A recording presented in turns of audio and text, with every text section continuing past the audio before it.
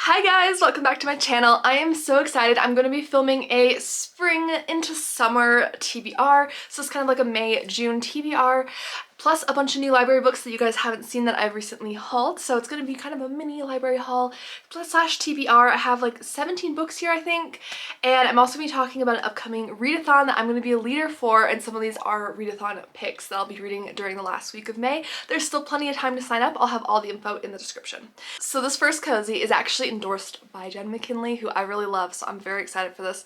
Plus the cover. It's called Peril in Pink, a Hudson Valley B&B mystery by Sydney Lee. I haven't personally heard of this, but I saw the cover when I was like scrolling on, I don't know, some book website or something, and I instantly fell in love. Our premise for this is Jess is launching and opening her big bed and breakfast, and her ex-boyfriend, who's a performer, is actually going to be performing to, you know, bring, like, attract guests and stuff to the event, and he's also bringing his dad turned, like, manager. However, his manager, Bob, ends up dead and he is blamed for the murder, so he begs Jess to clear his name, and she agrees to do so, and also just because she wants to really clear her business's name as well. And so with the help of her best friend Kat, the two of them are going to tackle it. It's supposed to be really sassy, comical, amateur sleuth. I love a bed and breakfast setting, so I'm so excited for this. Let me know if you've read it. Okay, and then you're gonna notice a ton of green and nature covers throughout this TBR, and the reason for this is I am the leader of the sleuths for the Murder and MAYhem readathon that's being hosted at the end of May by This Bookish Cottage, otherwise known as Maddie. She is the sweetest, and there's some really great booktubers also who are going to be leading the other teams, so check out the info down below. You can join, it's totally free. I would love to have you there on any team, but especially the sleuths. And for the sleuths, we get extra points if we read books that have a green cover or have nature on them. You're gonna notice a ton of green in this video. The first one I'm really considering for the readathon is Double Shot Death by Emmeline Duncan. This happened to just be the next book in the series for me, and it's perfect. It's about as green as a cover can possibly get, plus it's outdoorsy, so I was like, perfect. So our main character in this, Sage, has a really interesting past. I'm not going to get too far into it, but her mother was basically a scam artist. So she's got a really interesting skill set for observing people and stuff like that. Sage, now with her best friend, is opened a coffee cart in the Pacific Northwest, and her newish boyfriend actually has some connections to the music scene in the area, and they're putting on a big performance, so he actually scores her a really great spot for her coffee cart. She's really excited. However, one of the people he's close to, Maya, is having some trouble with her bandmates, and when one of them shows up dead, Sage gets involved in the case. I'm so excited. And it's perfect. It's very green. Another one I'm considering for the readathon, or just reading in general over the next month, is Sniffing Out Murder by Callie E. Benjamin. So I think this is actually a pseudonym for Valerie Burns, whose work I've also really enjoyed. So I'm super excited. This is her new series. So this book takes place in Indiana. Our main character is Priscilla, and she was a teacher. However, she decided it wasn't quite for her, and she decided to write a children's book series based on her own bloodhound, Bailey. And so she writes this like Adventures of Bailey the Bloodhound series. It takes off. It's a really big hit. And she moves back to her hometown in Indiana to go ahead and pursue her writing career when she comes across Whitney, who is one of the mean girls at her high school that from her past, basically, and she's also a newly elected member of like the board for the school in the area, and there's a lot of drama. Well, Bailey the Bloodhound, who we have here on the cover, is on a walk with Priscilla one morning, and she actually sniffs out Whitney's body in the bushes, which I love this cover. I think this cover is darling, and that kind of starts our mystery and our cozy mystery series. So I'm really excited for this. I really love V.M. Burns' work, so I'm so excited to read her under a new author's name, and another cozy at that. If this is not the most adorable cozy mystery cover on the face of this earth, which I know is really high praise, I'm gonna struggle with. Look how cute this is! The Kamagawa Food Detectives by Hisashi Kazasawa, and I am so look at this. Is that cat not so precious? Oh, so cute. So this is actually translated from Japanese. It's a bestseller in Japan, but this is the translated version because I definitely don't read Japanese, and I am so excited. So it's translated by Jesse Kirkwood. So I think this is a little bit more like about nostalgia and like maybe mystery around food. I don't know if there's actually like murder mystery in this, but this involves a father-daughter duo and they own a diner in Kyoto, which is very, very popular. People love it, but the main reason they come is not just for the delicious food, but because the father-daughter duo are exceptionally good at recreating dishes. They can taste something and they're able to reconstruct it and make it so people can, recreate like popular dishes or like sentimental things. So they're kind of exploring this connection to the past with food, and that's kind of the general premise for this. I'm not sure how much of like if this has like a murder mystery. It doesn't really state in the synopsis, but it says the restaurant of lost recipes provides a link to vanished moments, creating a present full of possibilities. So again, I'm not quite sure how much of a mystery this is, but it definitely is a really cozy time, so I thought I'd include it. Then I have Threads of Evidence by Leah Waite. This is a mainly needlepoint mystery. It's book 2 in the series. I've read book 1 and I think book 8. I could not be more excited for this. So this is a new series I'm quickly enjoying. I'm just loving it. So Angie is our main character. It takes place in Maine. She's taken over the mainly needlepoint business, which her grandmother started, and she's kind of managing it now. And in this one, she's going to be appraising the value of like old needlepoint at this estate called Aurora, and it's just beautiful. It's huge, it's massive, there's a lot of priceless stuff in it, but it also has a dark history where there was a teenage girl in the 1700s named Jasmine who died under mysterious circumstances there. So legend has it that a ghost still haunts the estate. This Hollywood actress named Sky comes into town and she buys Aurora and she hires Angie to go ahead and appraise the needlepoint on the estate. And when Angie's looking into the needlepoint, she's finding clues to the cold case.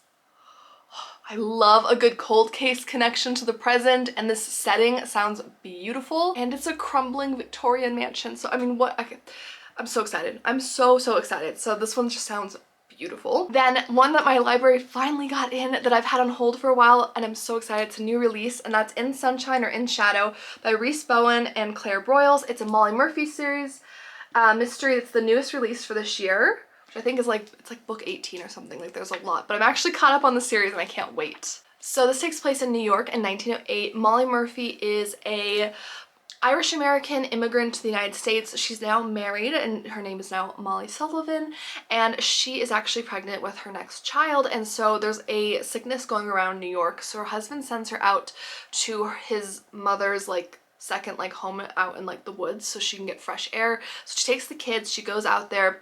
She's not super fond of her mother-in-law, but they're actually doing okay this time, so she's like, okay, great. And the big benefit too of being out there is that her friends Sid and Gus are visiting at like a local artist community nearby, and Molly is able to go visit them more because her mother-in-law can watch the children. So she goes out there, she's having a good time, but her travel back to New York is delayed when a body is discovered. Cannot wait. And this is again another one that would be perfect for the readathon because we got plenty of green and it takes place outside. We got the nature going on with the cover, so I cannot wait. And then next is another series I've just been adoring. It's the Tea Shop Mystery series by Laura Childs. This is called Gunpowder Green, and how pretty is this cover? I don't feel like it has enough green for the readathon, so I'll probably read it at a different point, but I'm so excited. So our main character in this is Theodosia. She's a little bit of a more mature sleuth. I really enjoy her look at things. She doesn't rush into things. She's not very impulsive. She's a very thoughtful sleuth, and she owns a tea shop, and they're just releasing their Gunpowder Green tea blend, which she's very excited for. It's going to be launching at this like yacht competition. Well, during this like yacht race, they have like a gunfire that goes off at the end of the race to signal the race is over, but it actually ends up hitting someone and killing one of Charleston's elite, and Theodosia doesn't think it was an accident. So that is the general premise for this. These are such fun, like fast-paced little cozy mysteries. I just love them. I love learning about the tea and the process they have behind making the different tea blends and stuff. I find it so fascinating, so definitely recommend this. Next, I'm gonna hop into a couple of mysteries, like our general mystery section, but a lot of these are quite cozy, so stick around if you like cozies. I think you'll like a lot of these. So the first one I'm definitely reading during the readathon is this young adult mystery. It's called Pride and Premeditation by Tizar Price.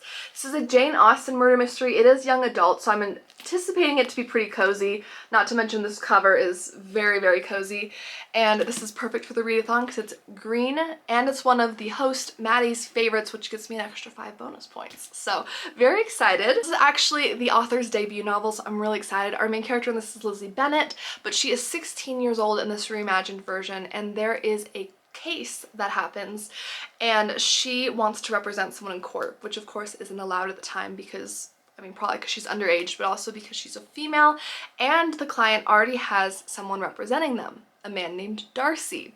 And this doesn't stop Lizzie though. She starts to get involved with the case, she starts to really dig into things, but she's also developing some feelings for Darcy, and it's kind of a complex web of everything. So I'm really, really excited to read this. Maddie has said great things about this, and the cover is stunning. Next one is one that a lot of you wanted me to read soon when I brought it up in my recent book haul, which I'll link above, and that is The Third Wife of Faraday House by B.R. Myers. This is an early arc. I actually won an Instagram giveaway, which I was really excited about. So I'm so excited for this because I absolutely loved A Dreadful Splendor. Loved it. It was pretty cozy in terms of like violence or graphicness. It wasn't too extreme with that, and we do have an amateur sleuth in both, so if you like cozies, I think you should check these out. I think they're fun. But our main character in this one is Emmeline. This one takes place in November 1816 in Halifax, and she's trying to escape her life in this place. She wants to marry this lieutenant she's in love with, but she gets turned down, and she ends up marrying this other man who's a better prospect. Well, she goes back with him to Faraday House, and she is shocked to discover that the first Miss Faraday is still alive. What do you even do? Especially this time period, it's not like women had a lot of rights. Like, what do you do? Well, the more she digs into it, the more she realizes she needs to team up with the first wife because there's something afoot at this manor. So excited. I think this would count for the sleuth prompt because there's a lot of beautiful like nature symbols, like the mushrooms and plants, and it's a little more of a teal cover, I guess, but I think this would count, and I'm just so excited for this one, so we're definitely going to read that at some point during this month. My next general mystery is one that I was kindly sent by a publisher, and I'm really excited. It's called Cabaret Macabre by Tom Mead. This is a Joseph Spector locked room mystery. It's going to be on sale in July on the 16th, and this is the cover. And this is written by a UK author.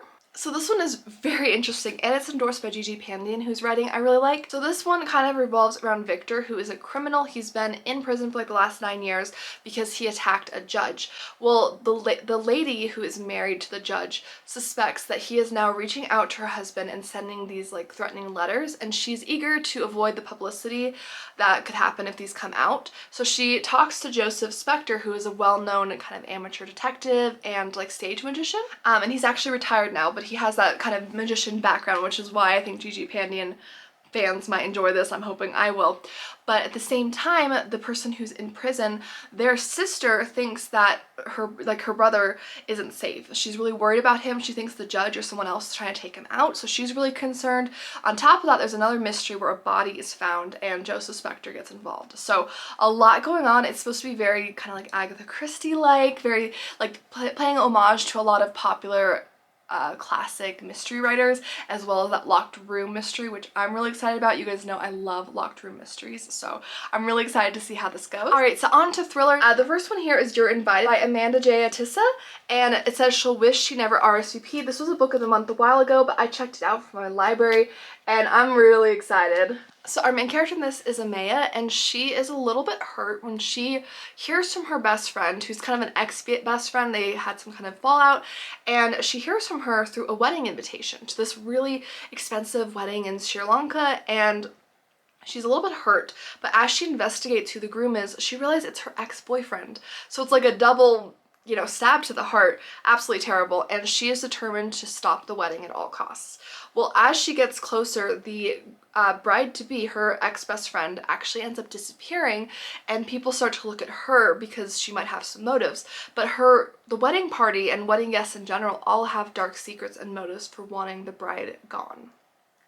So I'm really excited for this. I think this is perfect for this time of year. I love a good wedding-based thriller or mystery for this time of year, so I'm really excited. Next, I have one that I'm picking hopefully for the readathon. It's called Safe and Sound by Laura McHugh, and this one fits the nature and green prompt very, very well. This book takes place 6 years after a horrible event happened to this family. So basically, this cousin, Grace, who's a bit older than her two younger cousins, she was babysitting them one night, and she really had her life working out for her. She was going to be the first one in their family to go to college. She was planning on leaving the town. A lot was going right for her. But as her two cousins were like asleep upstairs one night when she was babysitting them, she vanishes, and there's like blood in the kitchen. Nobody knows where she is. Nobody's seen her, there's no body, like nothing. And this small town has a notorious reputation for people not being able to like leave the town. Like people just are stuck there, and it's kind of a warning message almost to people who want to leave. Well, now 6 years later, these two girls are about to graduate high school, and they are looking to leave the town themselves, but they're scared about what happened to their cousin, and they realize they need to solve her mystery and get that peace of mind. So I'm really excited for this. It looks great. Sounds like a really good time. Has a lot of tropes that I love. Then my book of the month pick that just came in is The Return of Ellie Black by Emiko Jean. I am so excited for this. Is this cover stunning with this like I just love it. Like the look of fire on this. Stunning.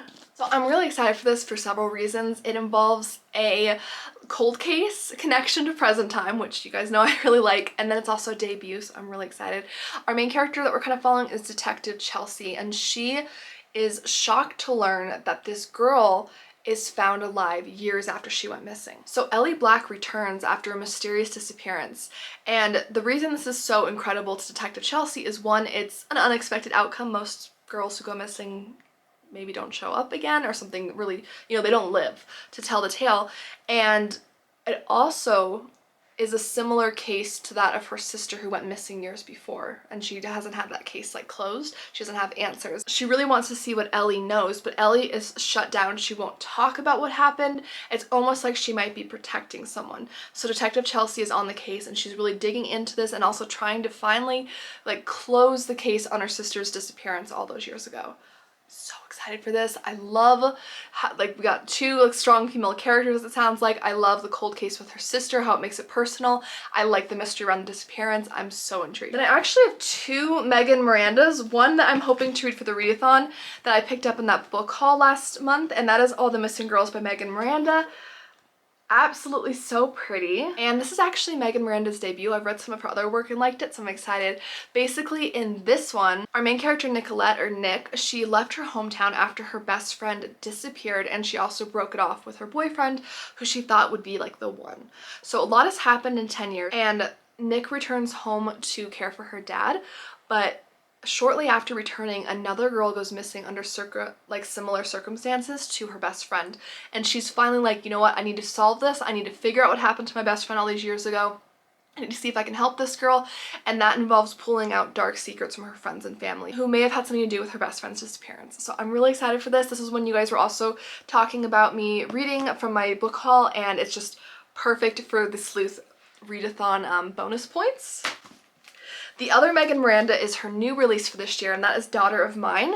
And I'm really excited for this. We have kind of a similar theme with this one, where it's actually a sheriff's daughter who is coming back to town after her dad passes away, and she inherits some things from him, I think, at home. So her father, who's a detective, dies, and she ends up coming back to Mirror Lake, and some strange things start to happen. Cars are found in the lake because the lake water levels are dropping, and these cars might be connections to old cold cases that might be better off left alone, according to some people. But she starts to look into these cases, and she's wondering if one of them will give her clues and answer and closure about her mother's disappearance, because her mother had left when she was younger, taking all their savings, and she never got closure on what happened. So again, I really love this. I love cold case to present timeline like this, returning to the small town you grew up in. I love that premise, so I'm very excited. This next one is You Know What You Did by KT Yen, and I am very excited. I think this cover is really fun, and I think this would count for the sleuth one with the green text and green face here. It also looks like it's on the water. So this is a debut thriller, and our main character is Annie. She is a Vietnamese American artist, and she's kind of having to face up to her past. So her life's been going okay until her mother passes away, and her OCD actually comes back to the surface, which she thought she had kind of gotten under control, but it's now like kind of coming back up to the surface with that grief. And she's starting to kind of spiral, and an art patron actually goes missing, and she is the suspect in this case. So this is supposed to be kind of like a commentary on the refugee experience, and also just about like your past like identity, and also being like a thriller, just supposed to be very twisty, and it's also a debut, so I'm really excited to read this. I've been on hold with my library for a while, and yeah, I can't wait to read this. Then last but not least, by Sally Hepworth, I have The Younger Wife. It says she changes everything, and so again, this is one that I'm considering for the readathon because we got the nice green and kind of nature theme with the leaves here. So this involves the husband, the daughters, the former wife, and the younger wife. So the husband is a renowned like heart surgeon in his field, and he's getting married again. But first he's got to do something about his first wife, who can no longer speak. I'm not sure if she had like a medical, maybe like a stroke or some kind of medical condition maybe. It doesn't really go into that in the synopsis, but her two daughters are determined to protect their mother, and they're also worried about the younger wife, who would be the second wife, because they're worried that she is after their father for the money, and she also has some secrets of her own. So that's kind of the premise for this. I've enjoyed Sally Hepworth in the past, so I'm really excited for this. And that is my May, June / readathon TBR. I hope you guys enjoyed. Thank you so much for watching. Please let me know down below. Are you going to participate in the Murder and MAYhem readathon? What are you reading in May and June? If you're interested in the readathon, everything is linked down below. Go check out Maddie's original video. She explains it so well. There's a Discord where we can hang out and chat too, so that would be really fun if you want to join in. But anyways, I hope you have a great day. Thank you so much for watching, and please hit subscribe if you're not already. It means a lot to me, really helps me out with my channel, and I would love to hang out more with you in the future. I'll see you guys in the next one. Bye!